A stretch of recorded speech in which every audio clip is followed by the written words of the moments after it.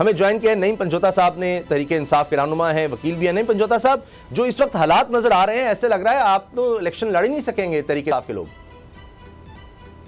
जी बिल्कुल जी, आप ठीक कह रहे हैं। पाकिस्तान तहरीके इंसाफ के ऊपर जिस तरह से कदगन लगाई गई हैं, यहाँ पर तलवारें और क्या कहें कि एक बाढ़ जो है कांटे बिछाए गए हैं कि कोई बंदा भी नॉमिनेशन पेपर लेने जाएगा और वापसी पे निकलेगा तो उसे उठा लिया जाएगा, उसके तायद कुनिंदे तजवीज़ कुनिंदे उठा लिए जाएंगे। और उसकी हमने वाज़ेह मिसाल आज शौकत बसरा साहब ने वकला के ज़रिए पेपर जमा करवाने की कोशिश की तो उसे जो वकला हैं उनको उठा लिया गया और थाने में बंद कर दिया गया है। और अभी भी वो थाने के अंदर वकला हैं।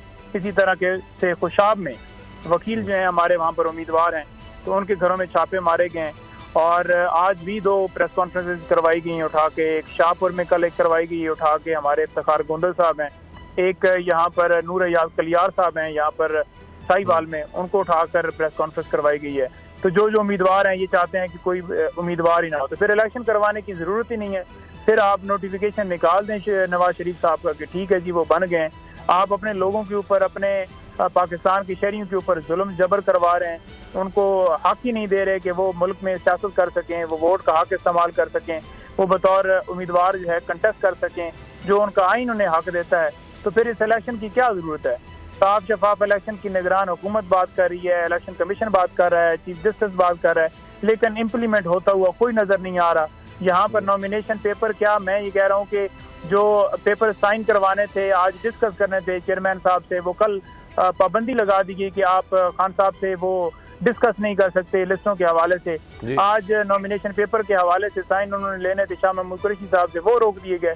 इसी तरह से जो जैन कुरैशी और दीगर हमारे रहनुमा जिनके हवाले से कोई वारंट गिरफ्तारी जारी नहीं थी, तो वहाँ पर जनाब प्रोसिक्यूशन पहुंची हुई है अदालतों में और जाकर पुलिस वाले भी कह रहे हैं जी हमें वारंट चाहिए ताकि हमें गिरफ्तार कर सकें, कि कोई उम्मीदवार ही ना हो और ये जो है बिला मुकाबला बन जाए। तो फिर मेरा ख्याल में इलेक्शन इतना पैसा वेस्ट करने की जरूरत नहीं है जी। लेकिन गवर्नमेंट का फंड यूज किया जा रहा है कि वो फंड यूज करके सिक्योरिटी और सारे मामला पूरा मुल्क जो है वो आपने एक तमाशा सिर्फ एक कहानी बनानी है कि इलेक्शन हुए हैं, अदरवाइज प्रैक्टिकली कोई चीज़ नहीं है जी। लेकिन पंजोता साहब, अगर यही सूरत हाल है जो आप कह रहे हैं, और अभी तो कहा जा रहा है शायद ज़्यादा और सख्ती होगी, अभी भी वीडियो सामने आ रही हैं कि जी हम छोड़ रहे हैं तहरीके इंसाफ को, हम इलेक्शन में नहीं जाएंगे, अमजद नियाज़ी साहब हों, दीगर बहुत से लोगों की आ रही है, तो आप तो कह रहे हैं कि किसी भी सूरत में बायकॉट नहीं करेंगे, लेकिन आपकी बात तो इससे तो लग रहा है कि आपके लिए कोई रूम ही नहीं बचा, तो फिर आप क्या करेंगे?